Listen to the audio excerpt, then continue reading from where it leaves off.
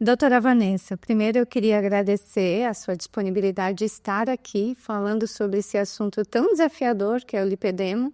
Foi através da sua análise que eu descobri que eu tinha lipedema, né? E eu queria que você começasse falando, Vanessa, o que significa lipedema?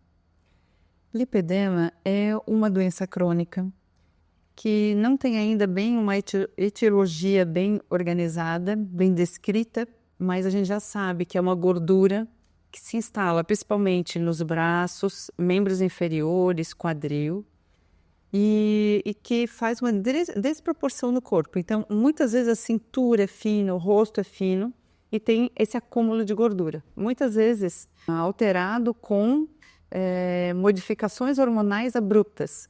Durante a gestação, durante a menopausa, então a mulher começa a sentir essas diferenças da estrutura da pele, das ondulações, do aspecto de celulite, né, de casca de laranja, dor, todas as sensações de peso na perna também. E futuramente, se não tratada, as alterações osteomusculares, dores no joelho, tornozelo. Ela é uma doença relativamente nova, porém já se conhece ela há muitos anos, né? Você já está trabalhando há mais de 10 anos com o caso. Sim. Você percebe que ao longo desse tempo as mulheres estão criando mais consciência de terem lipedema? Porque agora a gente vê muito que parece que é uma doença da moda, né? Então, ou ao longo do tempo já isso acontecia e as pessoas que não sabiam muito. Já existe há muitos anos, né, o diagnóstico de lipedema. E a partir de há uns anos atrás, começou as pessoas a ter um pouco mais de foco nesse tipo de doença. E aí começaram os tratamentos um pouco mais efetivos, né? Então, a partir do momento que o lipedema toma proporções nacionais de cuidado, de atenção, já na Europa, essa doença já era um pouco mais conhecida, mais tratada, né? Eu fiz uma formação na Bélgica em 2017, muitas pacientes de toda a Europa iam para esse centro de linfologia, onde nós tratávamos as pacientes de lipedema, com todos os recursos da fisioterapia, os enfaixamentos, enfim. E aqui no Brasil, assim, 10 anos mais ou menos é o período que começou a aparecer e as pessoas começaram a ficarem um pouco mais de atenção nesse tipo de doença. No diagnóstico, né? Porque muitas vezes o que acontece? Na faculdade de medicina, a doença não era descrita, não era ensinada. Então o médico não tinha nem a visão, né, desse tipo de doença. Então agora ficou um pouco mais claro e felizmente, né, mais atenção nesse tipo de doença que pode acometer muitas mulheres, né, aproximadamente 10% da população. E que causa muita redução da qualidade de vida, o não tratamento, o não diagnóstico. Você sabe que eu, sem saber que eu achava que eu tinha celulite em excesso. Essa é uma confusão ainda que acontece muito, que as mulheres acabam se confundindo do que realmente elas têm?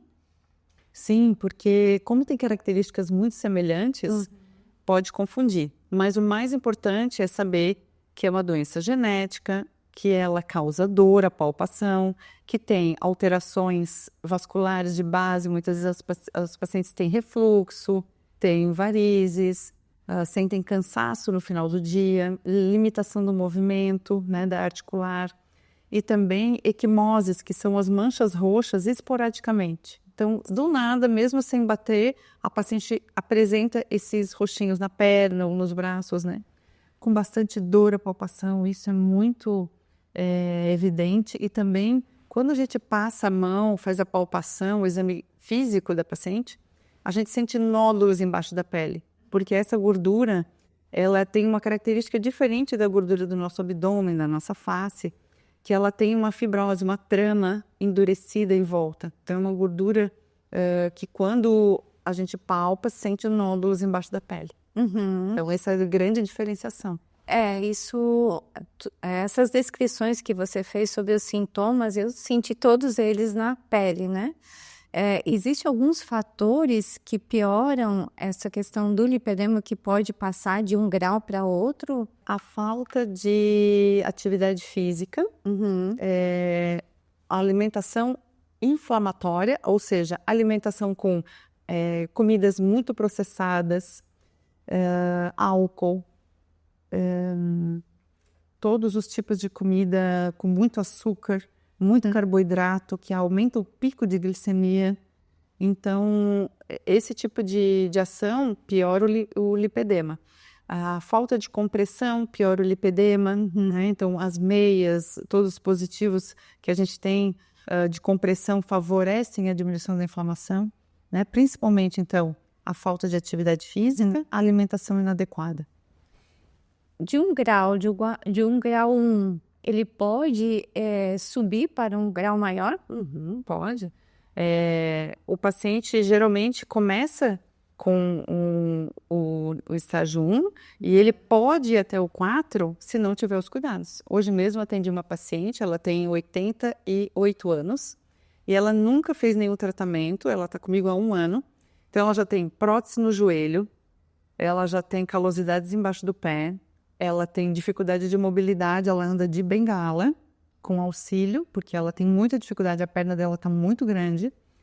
E nesse 1 ano, o que a gente conseguiu? Reduzir o volume, ou seja, líquido. Aqui a gente não reduz gordura, mas reduz líquido, ou seja, se reduz líquido, reduz a compressão da gordura nos vasos linfáticos, deixa inchar menos, nos nervos, que reduz a dor, né? Então, ela era o grau 1, né? Ela está no estágio 4 agora, porque não tratou adequadamente, ela nem sabia do diagnóstico. Então, ela continuou comendo inadequadamente, não fez atividade física, e essa gordura foi se proliferando, porque essa gordura, ela aumenta com tudo que inflama. Então, se a dieta dela é inflamatória, a gordura vai aumentar. Então, as dietas hipocalóricas, que têm pouca caloria, elas não necessariamente são adequadas para o paciente com lipedema. Então, o paciente pode comer 1 brigadeiro por dia, que é pouca caloria para um dia, mas há muito açúcar, vai dar um pico de glicemia alto e vai inflamar mais tecido, proliferando mais gordura, aumentando a gordura. Né? Então, outra coisa que eu percebo assim, Vanessa, depois que principalmente eu vim conversar contigo e depois que eu descobri que eu tinha, né, que os profissionais não estão preparados para receber essa receptividade das mulheres que têm lipedema, né? Vamos dizer assim que um pouco mais novo, é novo, né? E algumas pessoas não entendem porque não estudaram isso profundamente, né? Viram nas redes sociais, então estão um pouco mais atentas. Mas o lipedema é uma doença multifatorial e que precisa ser tratado desde a área psicológica do paciente, a dieta, o exercício, a fisioterapia, o vascular, o nutricionista. Então, assim, são vários fatores e as pessoas precisam se especializar, precisam estudar para que entendam a doença como um todo, para que entregue para o paciente esse tipo de tratamento interdisciplinar. Eu converso com a nutricionista, que converso com o vascular, que vou fazer indicação de uma compressão para o paciente adequada e, enfim, todo mundo tem que estar interligado e sabendo do que está tratando, né? Que indicação vai dar para esse paciente? Personalizada, né? Porque você é uma paciente jovem que tem um grau pequeno, leve, inicial, e tem uma paciente aqui idosa que não consegue se mover, com todas as comorbidades já instaladas, né? Então, é um paciente que é totalmente diferente, né? A forma que a gente vai conduzir, né? Então, eu sinto que sim, os profissionais precisam de capacitação, assim como eu fui me capacitar para entregar o melhor para o meu paciente, né? Eu acho que isso é imprescindível, eu fico tranquila porque eu sei o que eu estou entregando, né? E estou cada vez mais estudando para melhorar, né? Sim, você foi uma das pioneiras em relação à capacitação e à competência dentro do lipedema aqui, pelo menos na nossa região de Florianópolis, né? Você falou uma coisa para mim que é muito importante. Eu não aceitei bem o meu lipedema. Foi difícil eu me conformar que eu tinha doença, que é uma doença crônica, que não tem cura e eu vou ter que levar ela para o resto da minha vida. Como é que é para as mulheres quando elas recebem o diagnóstico que tem lipedema? Algumas mulheres ficam realmente chateadas, tristes, desapontadas, né, por ser uma doença crônica que precisa de uma manutenção constante do cuidado com a alimentação, exercícios, enfim, uso de meias.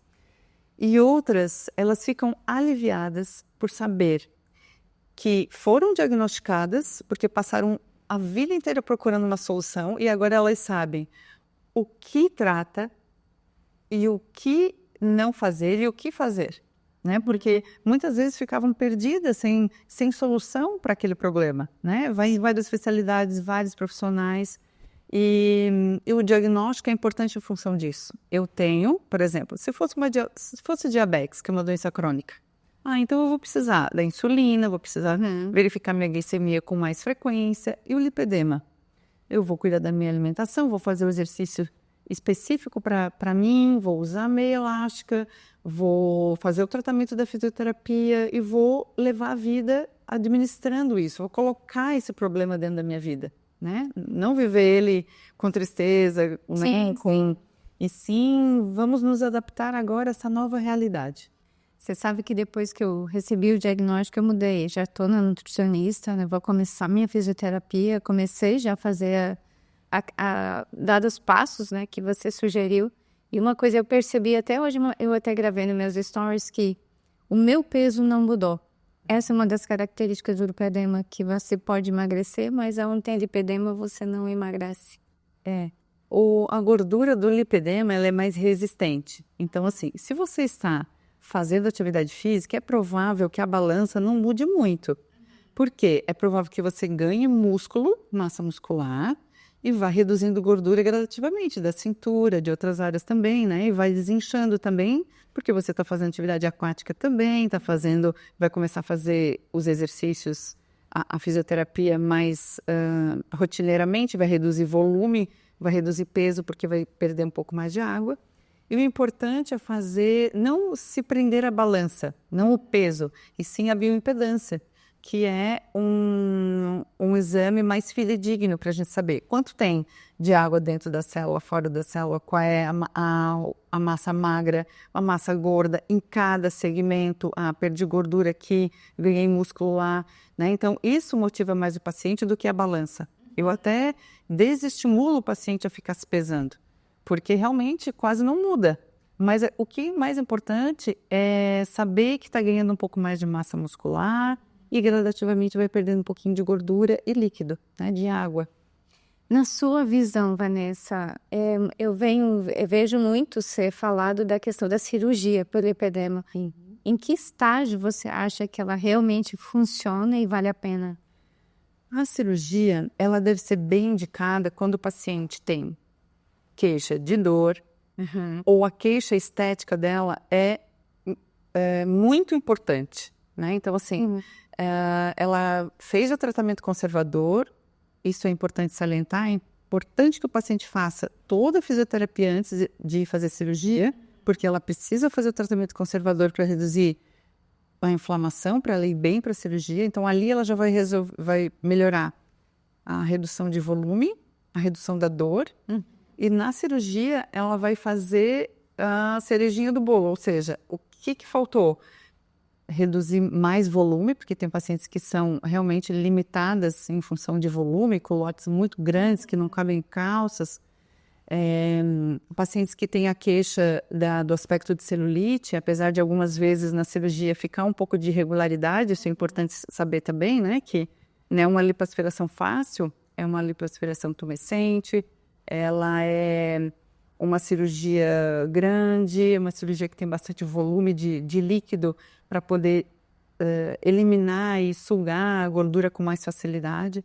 Então, nos casos onde o paciente tem essa queixa da estética e tem dor ou uma desproporção muito grande do corpo, ela que tem que escolher, né? O médico vai só acatar se ela realmente quer, ela vai fazer cirurgia, mas nem toda paciente tem indicação cirúrgica, né? Sim, você sabe que quando eu descobri, você sempre quer escolher o caminho mais rápido ou se livrar daquilo que está acontecendo, né? E a gente percebe que existe muito mercado sensacionalista para pegar essa fragilidade da mulher nesse momento. Porque qualquer um que te diz, não, eu vou tirar isso de você, para você é uma ponta de esperança que aquilo você não vai ter mais, né? Como é que é para você ver quando as pacientes acabam se frustrando que isso não existe milagre? Como qualquer coisa na vida, né? Tem que haver um processo muito longo. Você percebe que as mulheres se iludem muito com esse tipo de tratamento? Um pouco. Apesar de o médico, antes de operar, falar de todas as prós e contras, os tipos de complicação, todo médico que opera tem a obrigação de falar isso e as mulheres que são operadas, elas têm consciência disso. Mas não tem a noção da proporção que é fazer uma cirurgia de lipedema. Né? Tudo que envolve a recuperação, o pós-operatório, né? Às vezes a imaginação de querer que a perna fique daquele jeito que ela está imaginando e não fica um pouco mais frustrada, né? Então, vai muito de cada pessoa, né? Mas já vi pacientes, sim, frustradas pela irregularidade da pele, pela fibrose, pela dificuldade de ganhar movimento, amplitude de joelho, de quadril depois da cirurgia, né? Que demora um pouquinho mais, dependendo da quantidade de gordura removida, do trauma cirúrgico. Isso depende muito, né? Mas sim, já vi pacientes assim, por isso que é importante essa conscientização, né? De saber que o profissional que vai fazer a cirurgia, como vai ser esse pós-operatório, tem que deixar bem claro. Eu sempre falo que não é fácil, mas é possível, tem que ter bons profissionais para conduzir esse tipo de tratamento, né? E pode ser uma boa experiência, mas tem que estar baseado na realidade. Sim, tem que ter muita consciência, né? Falando em tratamentos, Vanessa, que tipo de tratamento uma mulher com lipedema pode fazer? Por exemplo, quando chega aqui no seu consultório. Na fisioterapia, então.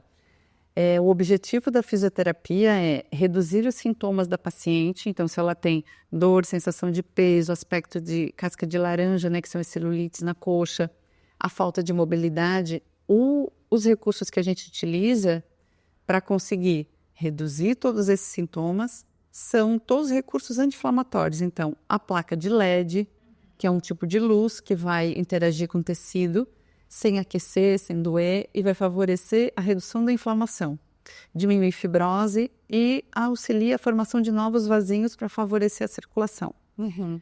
O laser de baixa potência, que é um laser pontual que a gente utiliza nas regiões inguinais, axilares, para ativar a circulação, ou seja, ativar a função dos gânglios, que são os linfonodos, que captam essa água.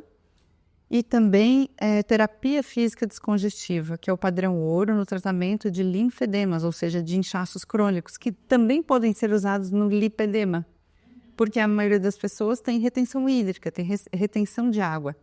Então, bandagens especiais são posicionadas nas pernas, nos braços dos pacientes, e ele vai fazendo exercícios com essas bandagens, que têm curto elástico e favorecem a drenagem desse líquido. Plataforma vibratória é um outro recurso. O paciente pode fazer ou em pé o exercício na plataforma que vibra, ou deitado junto com o enfaixamento. Junto do enfaixamento, a gente pode fazer um tratamento complementar que é com pressoterapia. É uma bota que faz pressão e solta do tornozelo até a base da coxa, favorecendo também a drenagem. E LIB é um outro recurso que é o laser de baixa potência, inserido, né, próximo da artéria radial, que vai fazer uma redução de todos os radicais livres, ou seja, vai proporcionar um processo a redução da inflamação, né, uma ação anti-inflamatória sistemicamente. Uhum. Então, depois do tratamento, a indicação de uma compressão. A gente tem meias compressivas. A malha plana, por exemplo, é uma malha mais robusta, ela tem menos elástico, então ela tem favorece a compressão adequada do tecido para evitar tanto a dor como o inchaço e vai diminuindo a inflamação do tecido. Pacientes que têm o culote maior, comprometimento na coxa e tem junto obesidade ou não, eu indico meia calça, né, que favorece tanto a compressão do culote como do abdômen. E lembrando que as meias compressivas, por exemplo, essa tem compressão de 20 e 30 milímetros de mercúrio, que é a unidade de pressão. Então, ela vai fazer uma pressão de 30 milímetros de mercúrio aqui e 20 gradativamente em direção à coxa. Então, ela vai apertar para dentro e vai fazer gradiente de pressão, empurrando o líquido para cima, para favorecer a circulação. E mulheres que têm o comprometimento nos braços podem usar, depois do tratamento, como manutenção, a braçadeira.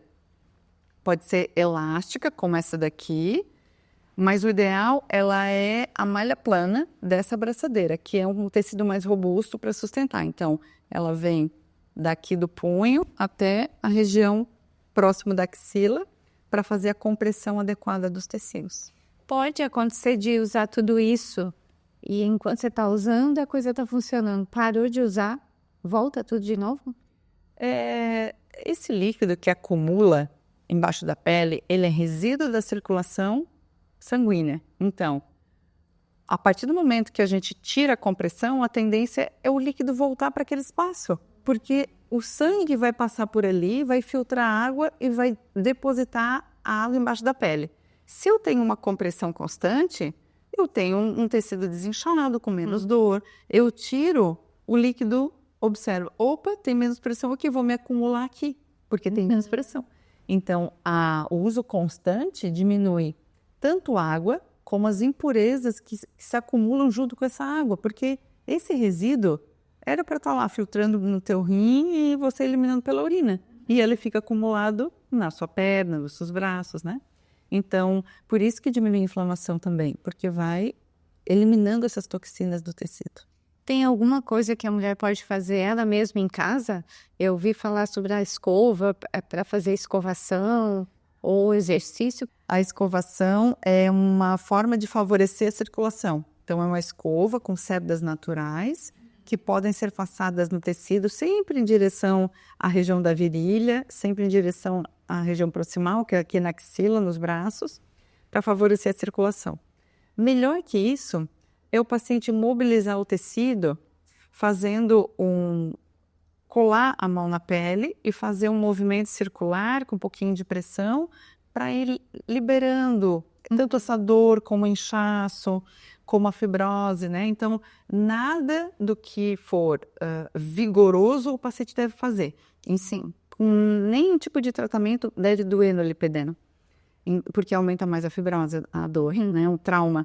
Então, o paciente pode fazer exercício, fazer movimento do tecido onde ela sente mais dor, evitar atividades quentes, por exemplo. Eu vou fazer sauna, eu vou numa piscina aquecida muito quente, isso aumenta a dilatação do tecido, dos vasos, que aumenta o inchaço. Então, eu tenho que preferir coisas mais frias ou mornas. Além de atividade física, o paciente que tem um grau mais comprometido de lipedema, um volume maior, um pouco de dor já no joelho, eu indico que ela evite exercícios de impacto. Caso contrário, ela pode fazer musculação, pilates, caminhada, enfim. O importante é natação. Exercícios na água favorecem a pressão hidrostática, favorece a redução de volume de água. Então, já desincha, além de ter pouco impacto, e a resistência da água vai causar uma resistência que favorece o aumento de massa muscular. O que mais o paciente pode fazer? Exercícios dentro da água, já falei. Uso de meias, a compressão é importantíssima, é imprescindível. Pode ser legging compressiva, com meia esportiva por cima ou por baixo, enfim. Só meia ou a legging nos exercícios, na atividade física, né? Pacientes que têm muita gordura no quadril usam tipo um shortinho, tipo corsário, que faz uma compressão até embaixo de vestidos, de calças, né? Que favorece bastante também. E o paciente pode cuidar da alimentação. E água? Bastante hidratação e evitar as comidas processadas, açúcares, álcool, tudo que inflama. E aí, optar por uma dieta que tenha mais verduras, frutas frescas, tudo que é natural, tudo que você possa encontrar livre numa feira. E evitar tudo que é processado e industrializado. Vanessa, depois dessa explicação das meias, eu posso ir numa loja que vende meia e ir lá e comprar a meia que tiver lá? Como é que faz? O ideal é passar por avaliação para que o fisioterapeuta faça uma personalização dessa indicação. Pacientes que têm, por exemplo, a panturrilha muito volumosa, elas precisam de uma meia que tenha esse punho, que é essa parte aqui, um pouco mais largas. Não pode ser meia muito transparente, por exemplo, que tem menos tecido, ela é menos robusta. Mesmo sendo 20, 30 de compressão, o ideal é uma meia um pouco mais grossa, mais firme, para sustentar melhor. É sempre importante salientar que a meia ela deve passar da região do edema. Então, se eu tenho um edema na panturrilha, eu tenho que ir com a meia até perto do joelho. Se eu tenho edema de coxa, eu devo passar até perto da virilha com a meia 7/8. Se eu tenho edema no culote, eu tenho que usar uma meia calça que vem até a cintura. Porque a região que não tiver compressão provavelmente vai inchar um pouquinho. Pacientes que não conseguem de jeito nenhum pela desproporção usar meias de compressão maiores, mais compridas, podem usar só meias esportivas de compressão, que tem o punho mais largo, que são um pouco mais fáceis de calçar. E as que não conseguirem nem meias de compressão, em função da desproporcionalidade, ou seja, o pé é muito fininho e o tornozelo muito grande. Nós temos dispositivos de velcro autoajustáveis, que são tecidos parecidos com o neoprene, que tem velcro, e são sob medida. Então, o pé de um tamanho, por exemplo, o pé PP, um tornozelo M e uma panturrilha GG. É possível, pacientes a gente faz a personalização desse tipo de material, para que ela tenha compressão e não faça um garrote, não faça um ajuste inadequado no tornozelo ou na panturrilha. E eu sempre falo que meias de compressão, elas são, quando bem indicadas, é quando o paciente consegue comprar, vestir e tirar sozinho. Ou tem alguém em casa para fazer isso, para ajudá-lo. Porque muitas vezes o paciente compra, tem um recurso financeiro para comprar, não tem quem coloque nele, ou ele consegue colocar, não consegue tirar, ou danifica, não sabe cuidar. Então, assim, é importante sempre fazer o treinamento da colocação da meia, para que o paciente faça uma aderência desse tratamento, que ele entenda a importância e que ele consiga colocar na vida dele. Uma curiosidade que me veio agora: só mulher tem lipedema ou homem também pode sofrer de lipedema? É exclusivamente de mulheres, então, em função da alteração hormonal, né? Então, o homem teve mais essa sorte. Vanessa, para a gente ir finalizando, tem algum recado que você queira deixar para as mulheres que estão aí sofrendo desse mal do lipedema e agora está sendo cada vez mais divulgado, provavelmente mais mulheres vão começar a criar consciência que tem essa doença, né? É importante que a pessoa com diagnóstico de lipedema, ou que ela tenha suspeita de que tenha, depois que a gente falou, né, sobre as características, que ela procure um profissional capacitado para ajudá-la a fazer um tratamento personalizado, né? Indicação de todos os profissionais que possam cuidar dela e de todo o cuidado que ela deve ter para não piorar. Porque o que eu sinto é que muitas pessoas chegam com mais idade, que nunca tiveram diagnóstico e já têm, assim, limitações ortopédicas importantes que dificultam tanto a locomoção como a socialização. Então, é uma gama de coisas que vai influenciando na vida da pessoa, né? Então, essa procura, essa busca por um profissional capacitado faz toda a diferença. Porque por mais que a pessoa, por exemplo, não possa fazer a fisioterapia, todo o tratamento, ela passa pela avaliação, ela vai saber se ela tem ou não, ela vai saber que tipo de meia ela pode usar, então ela pode ir tratando sozinha com vários recursos, né? Só sabendo que ela não deve fazer o tipo tal de exercício para ela, o tipo de comida que ela não deve comer, né, com o nutricionista, ela já vai ter uma boa evolução, né, para não piorar esse quadro. Você sabe que hoje, depois que eu tive o diagnóstico, né, uma das coisas que eu entendi também que a culpa não era minha. Né, eu fazia atividade física, cuidava da alimentação e a minha perna não diminuía. Então, isso dá um certo alívio e também me faz pensar que eu não vou deixar de usar o meu biquíni, não vou deixar de usar minha bermuda. Claro que tem os olhares que ficam pensando que a gente que não se cuida, mas eu sei o quanto eu me cuido, o quanto eu sou regrada, e eu percebo que na questão emocional, as mulheres acabam se excluindo um pouco, se escondendo em relação a isso, né? Isso você vê muito acontecer? Sim, vejo muito e é uma manifestação delas, né? Dizem, ai, a culpa sai de mim, né? Porque muitas vezes a pessoa, por que eu estou fazendo que está tão errado, né? E às vezes podia estar fazendo coisas boas e não tinha o resultado que ela esperava.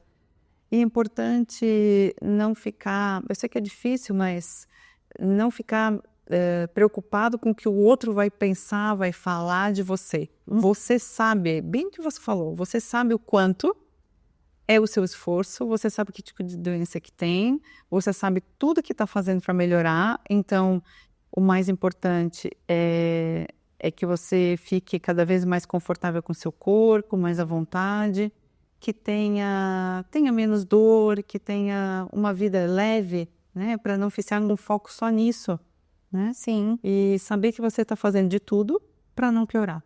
Você pode ficar com 90 anos exatamente como você está, com todos os cuidados, né? Sim, porque a gente pode fazer de tudo e mesmo assim ele continua. Ele vai continuar ali, né? Então, uma noite mal dormida de sono, um estresse que você teve pode fazer desencadear. Então, essa consciência é uma coisa muito importante nesse momento, né? E também, assim, todo esse cuidado, ele vai refletir nas outras áreas da tua vida, Sim. Né? Nas outras áreas da saúde da sua vida. Atividade física, alimentação boa, o teu coração vai estar protegido, você vai se proteger do câncer, né? Porque 30% de redução da chance de ter um câncer de mama, se você faz a atividade física que você faz hoje, atualmente, né? 5 vezes por semana, musculação, aeróbico, né? Então você também está se protegendo de outras doenças, né? Alterações cardiopulmonares, câncer, enfim. É uma questão de disciplina. 100% a gente sabe que nunca vai fazer 100% tudo. Por exemplo, eu tenho um desafio para usar a meia, né? Existe ainda uma certa aversão. E sei o quanto é importante. Mas você fazendo alguma coisa já é muito melhor do que você não fazer nada. Isso. E devagar e adaptando às necessidades para ter uma qualidade de vida melhor, né?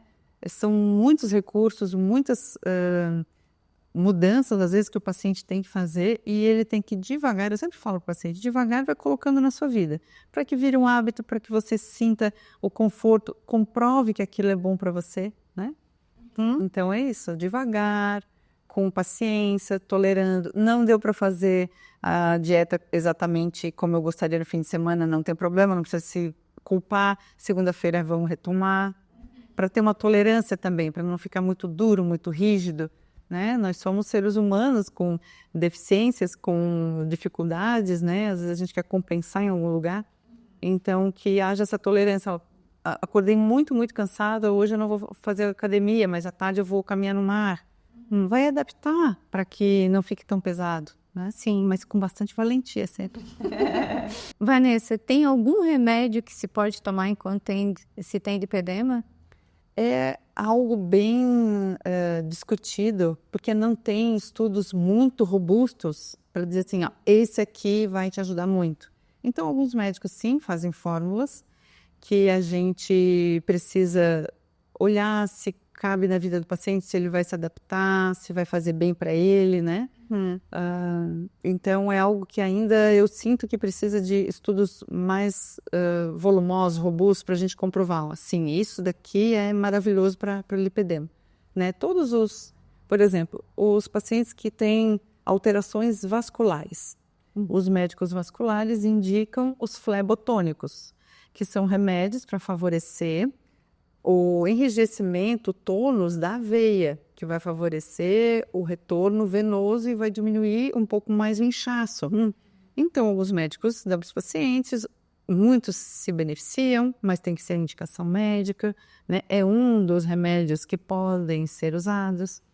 Então, mas eu sinto assim que é muito importante uma alimentação bem equilibrada, né, para que haja essa suplementação através da alimentação saudável, né? Por exemplo, frutas vermelhas são excelentes antioxidantes, né? Que são fácil de encontrar no supermercado, nas feiras, enfim, e que tem alto nível de anti-inflamatório, então são coisas que não precisa de suplementação, pode comer frutas vermelhas. Uhum. Enfim, é só um exemplo, né, de que a gente pode usar também da alimentação natural para se beneficiar. Sim. Vanessa, mais uma vez, obrigada mesmo. Eu acredito que o nosso encontro vai ajudar muitas mulheres a tirar tantas dúvidas que se tem em relação a isso, né? E obrigada pela sua disposição de estar aqui com a gente. Eu espero que o pessoal tenha gostado também. Deixe o seu comentário, ele vai para o YouTube. Se vocês quiserem encontrar a Vanessa, vai ficar aqui embaixo o contato dela também, para vocês tirarem as informações que precisam, as dúvidas que precisam, né? Porque ela está sempre disponível e é uma das nossas hoje. Eu não conheço melhor. Obrigada. Obrigada pela oportunidade. Espero ter contribuído, né, que as pessoas assistam e compartilhem com pessoas que talvez possam precisar desse material, dessas informações que são tão importantes, né? Então, muito obrigada. Fiquem bem. Obrigada. Obrigada. Beijo, pessoal. Tchau, tchau.